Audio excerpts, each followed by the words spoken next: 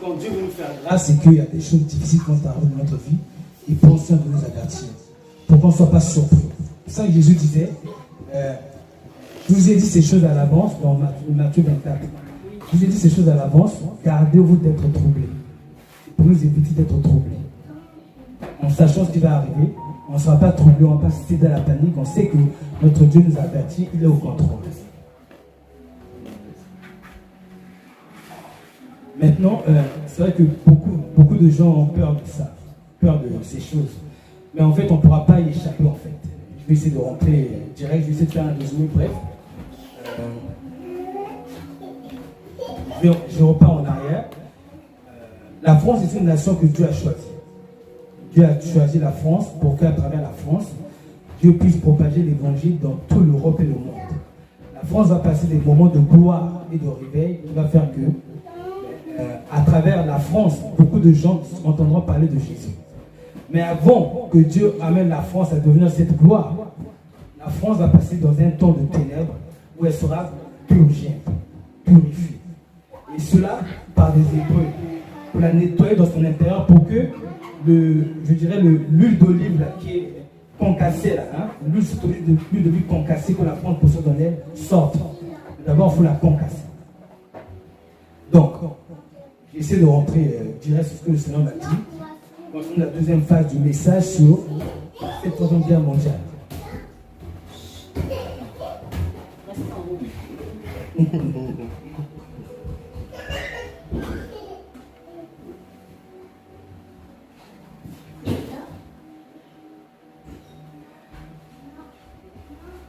La question que m'a posée m'obligera à revenir en arrière, mais je ne vais pas repartir en arrière sur le premier message que j'ai dit. Je vais rester sur le deuxième message.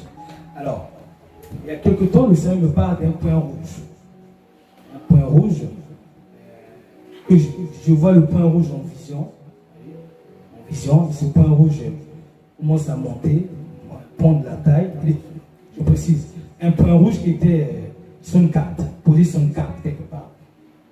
Et ça commençait à ça clignotait, et ça commençait à grandir, grossir, et ça a pris toute la carte de la Terre. Voilà. Ensuite,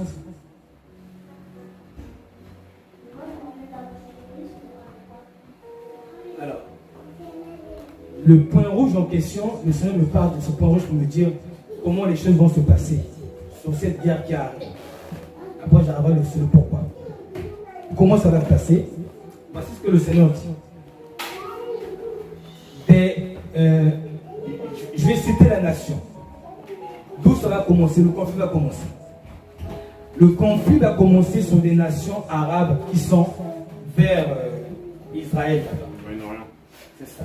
C'est vrai? Et ce conflit, c'est-à-dire que les nations que le Seigneur me décrit, voyez, le Seigneur me décrit les nations comme étant, je vais citer une nation. Parmi ces nations, il y a la nation Iran. De l'Iran, un problème va commencer. Et ce problème-là va commencer à aller sur toute la terre. Et c'est de là que va commencer cette troisième guerre mondiale.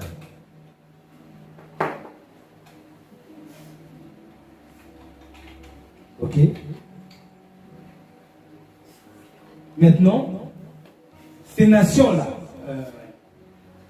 je dis parmi ces nations, il y a l'Iran. Parmi ces nations.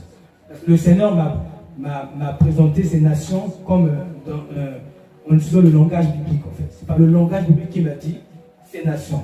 Il m'a donné le langage biblique. Ensuite, il m'a dit ça symbolise telle nation. Donc, ces nations-là vont s'unir, ils vont se lever contre ce que le Seigneur appelle par les rois de Javan. Les rois de Javan, on sait tous c'est quoi ou on ne sait pas. Les rois de l'Europe. C'est tout ce qui est les rois de l'Europe. Hein? Les G20. Les G20, tout ce qui est dans l'Europe. Eux, ils vont se lever contre les rois de l'Europe. Et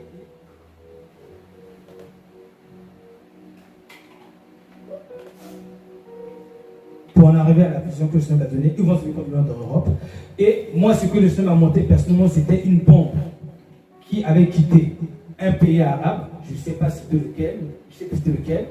Et cette bombe s'est dirigée en France dans un match de foot, en plein match de foot. Et ça a fait beaucoup de victimes. Alors, durant ce conflit, voilà ce que le Seigneur dit, que ce que nous appelons par l'OTAN sera disséqué et bon. Et les États-Unis vont traverser les périodes les plus sombres de leur histoire.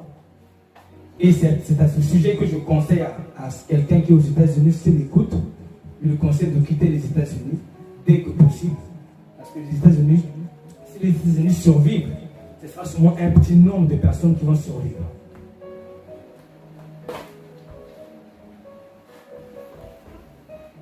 Ok. À travers cela, le Seigneur dit ceci, que pendant cette guerre, il y a beaucoup de familles dans le monde qui vont mourir parce que le Seigneur, dans ses mots, dit des contaminations chimiques. J'ai repris le terme du Seigneur. Contamination chimique. Nous savons à quoi ça fait allusion. Vous voyez? Voilà. Des quoi?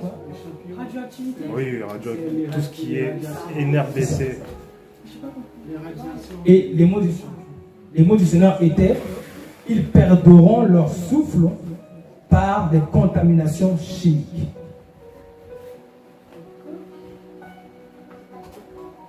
Alors, maintenant, les gens verront leur maison être dépouillée et beaucoup vont quitter la France après le dépouillement de leur maison, ici en France. Et le Seigneur dit ceci, ça, c'est Dieu qui va le permettre pour que ses enfants retournent dans leur terre.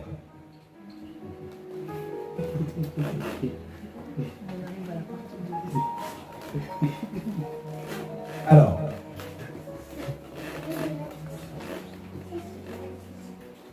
maintenant j'arrive sur le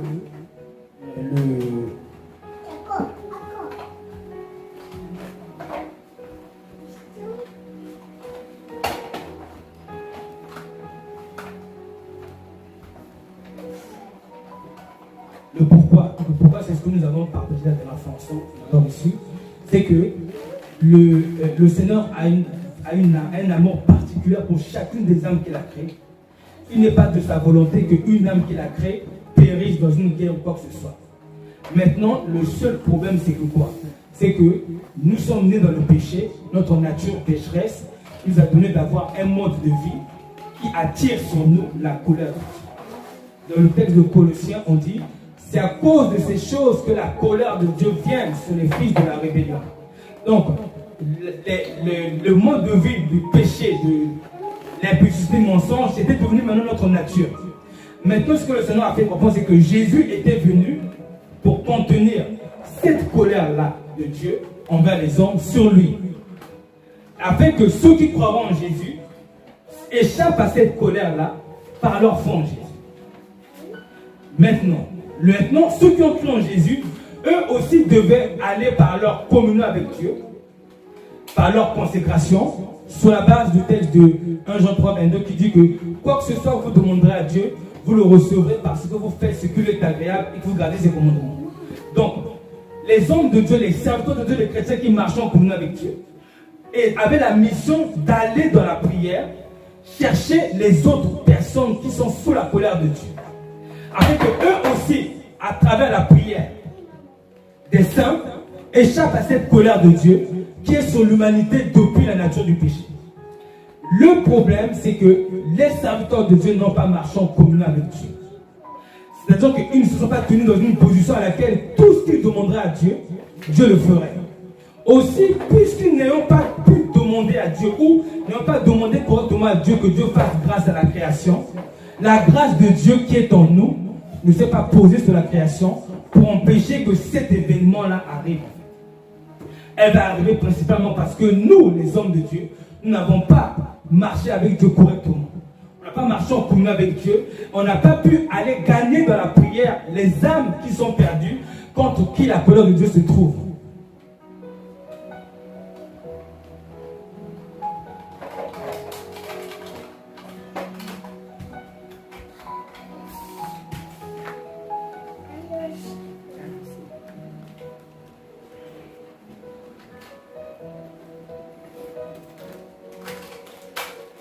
Alors, maintenant, cette colère que je parle là, cette Troisième Guerre mondiale, elle va se déverser sur beaucoup de non-croyants qui vont mourir, tandis que ce n'est pas la volonté de Dieu. Mais il y aura aussi beaucoup d'enfants de Dieu qui vont y passer. Pourquoi? D'abord, j'explique ceci. Le Seigneur dit ceci, le Seigneur il va rappeler une multitude de nouvelles personnes qui ne le connaissent pas. Il va les amener à se convertir. Beaucoup vont se convertir. Et avec eux, le Seigneur va maintenant essayer d'inscrire sa volonté. Son désir, c'est ressembler à Jésus. Parce que ce n'est que quand nous ressemblons à Jésus que nous évitons la colère de Dieu. Or quoi? Quand nous ne ressemblons pas à Jésus, c'est quoi? Nous avons des œuvres qui attirent sur nous la colère de Dieu. Donc Dieu va appeler de nouvelles personnes qui vont se convertir pour leur donner aussi à eux l'occasion de ressembler à Jésus. Maintenant, pour l'Église, le problème c'est ceci. C'est que l'Église a eu un temps, Dieu l'a appelé à se convertir, à marcher avec Jésus. Et comme dit Colossiens 3, à fuir la colère de Dieu par l'obéissance à la parole. Comme le texte dit, c'est à cause de ces choses que la colère de Dieu vient sur le fils de la rébellion. N'est-ce pas? Et ces choses citées plus haut, c'est faites mourir dans votre corps ce qui est terrestre, n'est-ce pas? Le texte dit quoi? Les abominations, les impuretés, etc., la débauche, etc. Donc, parce que nous, l'Église, on n'a pas fait mourir, Dieu nous a appelés à faire mourir toutes les œuvres mortes qui sont en nous. Parce qu'on n'a pas fait ça, la colère de Dieu se tournera aussi vers ses enfants. Maintenant, ce que le Seigneur dit, c'est ceci. Le message que le Seigneur adresse aux chrétiens, c'est ceci. Chacun de nous, nous savons ce que Dieu nous reproche. Nous savons dans notre conscience dans quel domaine de notre vie Dieu veut que nous obéissons. Et Dieu précise ceci. Les domaines où vous savez que je vous ai rendu la capacité d'obéir, que vous n'avez pas obéi, allez vous repentir dans ces domaines. Dieu ne vise pas les choses que nous ne savons pas de lui. Il parle des choses que chacun de nous sait de lui.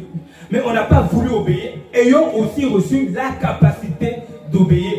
Dieu dit à chaque enfant de Dieu de se repentir, de se mettre en règle. Il va donner une dernière chance à chaque enfant de Dieu de se mettre en règle avec lui dans les domaines que Dieu l'a rendu capable d'obéir et qu'il ne l'a pas tout simplement pas fait. Et Dieu dit, si nous nous repentons, il nous gardera de cette troisième guerre mondiale qui arrive. Et sur la base de Apocalypse 3.10 qui dit que parce que tu as gardé la parole de la persévérance, moi aussi je te garderai à l'heure de la tentation. Tu dois venir sur les habitants de la terre entière. Mais par contre, si les domaines où notre conscience nous témoigne que Dieu nous a dit de nous repentir, nous savons que nous sommes capables de le faire. Nous ne l'avons pas fait. Si nous ne nous repentons pas, le Seigneur dit qu'il ne pourra rien faire pour nous parce que nous avons simplement décidé de refuser de marcher avec lui alors qu'il nous a donné la capacité de marcher dans ces domaines. Voilà ce que le Seigneur dit sur les enfants de Dieu.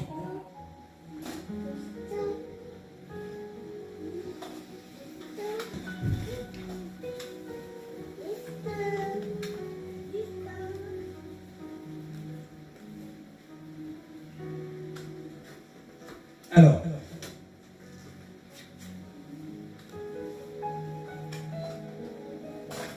voilà le texte qui démontre que cette parole est véridique. On est sur le texte de Luc 13, versets 7 à 9.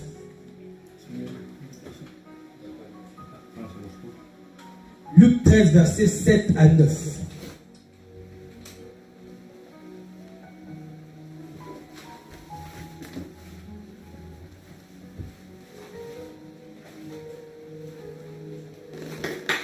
Alors le texte dit, il dit au vigneron, voilà 3 ans que je viens chercher du fruit à ce figuier et je n'en trouve point. Coupe-le. Pourquoi occupes-tu la terre inutilement? Et le vigneron répondit, Seigneur, laisse-le encore cette année. Je creuserai tout autour et j'y mettrai du fumier.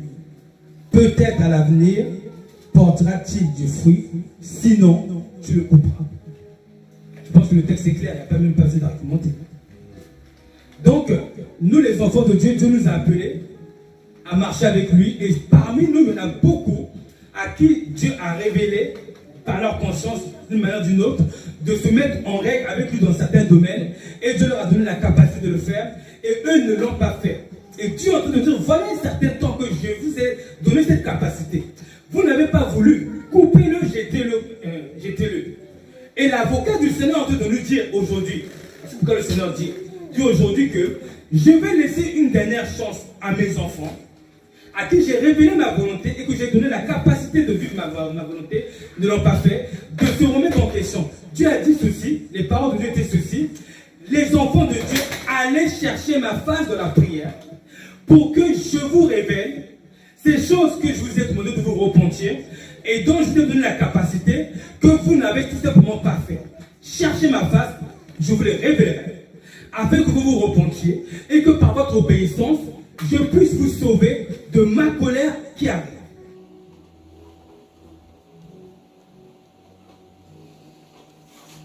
Maintenant, à ces enfants, aux enfants de Dieu que Dieu juge étant véritablement ses enfants qui marchent fidèles avec lui. Voilà ce que le Seigneur dit. Ne paniquez pas. Il insiste, il dit surtout ne paniquez pas. Dieu insiste sur ça. Ne doutez pas. Ne paniquez pas.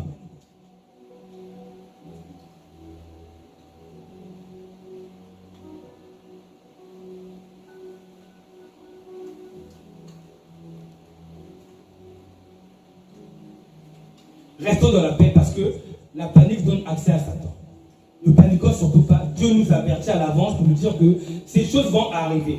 D'ailleurs, elles vont arriver pourquoi aussi? Regardez ce que le Seigneur a dit, les paroles du Seigneur. Que chacun de nous met sa sensibilité de côté et ça soit un peu plus fort. Regardez ce que le Seigneur dit. Que si le Seigneur permet que dans une famille, une personne meurt, les autres vont aller le chercher. Ils vont aller chercher le Seigneur. Ils vont commencer à prier le Seigneur. Pourquoi? Parce que nous sommes trop rebelles. Quand Dieu nous appelle par la douceur, on ne répond pas. Dieu va permettre que le malheur s'approprie de beaucoup de familles. Pour que les consciencieux, les sages, aillent enfin chercher Dieu et que Dieu les garde par leur repentance. Dieu dit que ce n'est pas volontiers qu'il fait ces choses. Ce n'est pas volontiers. C'est pour plusieurs raisons. Mais surtout parce que ses serviteurs n'ont pas honoré sa voix.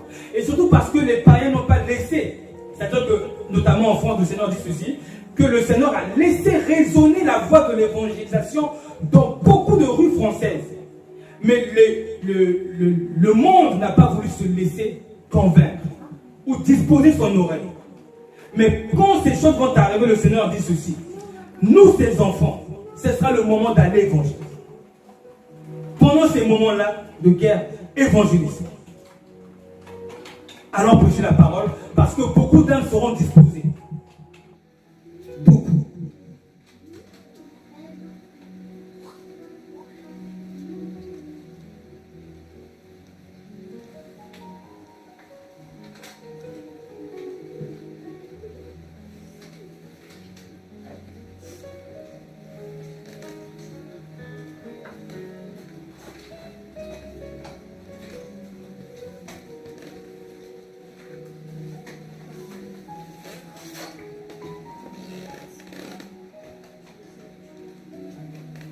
Voilà.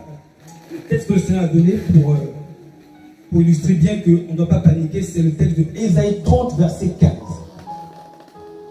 Ésaïe 30, verset 15.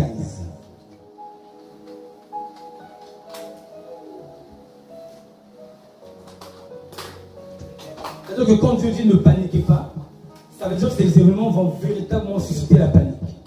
Véritablement. Le texte dit ceci.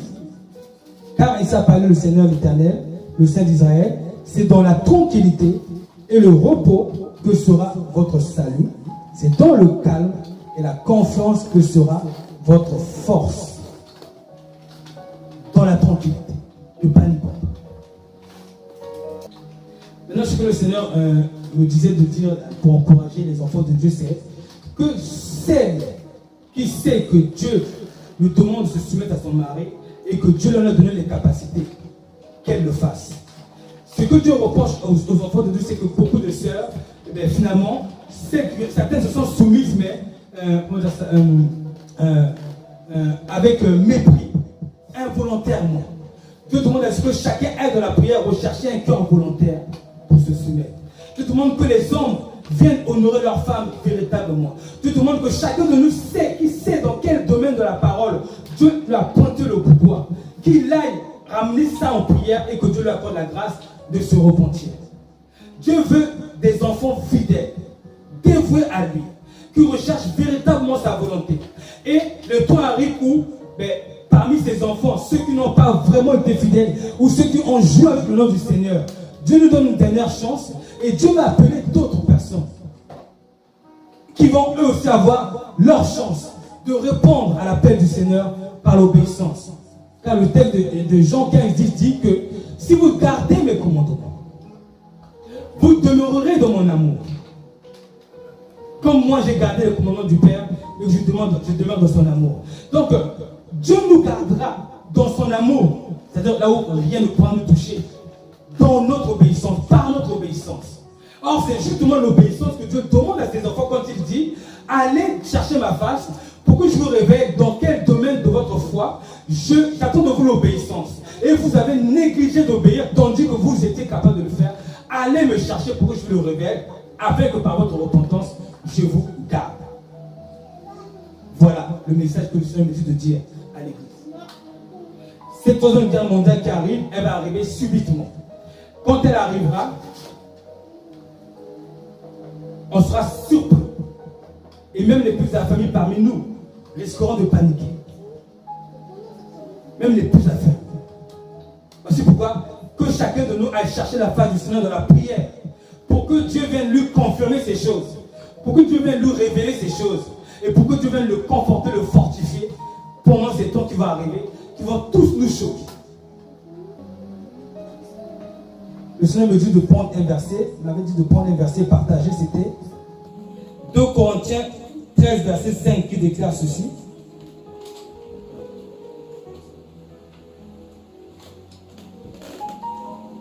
Examinez vous-même, pour savoir si vous êtes. Examinez-vous vous-même pour savoir si vous êtes dans la foi. Éprouvez-vous vous-même. C'est-à-dire que cette foi-là, nous savons que sans les œuvres, elle est morte. Elle n'existe pas sans les œuvres.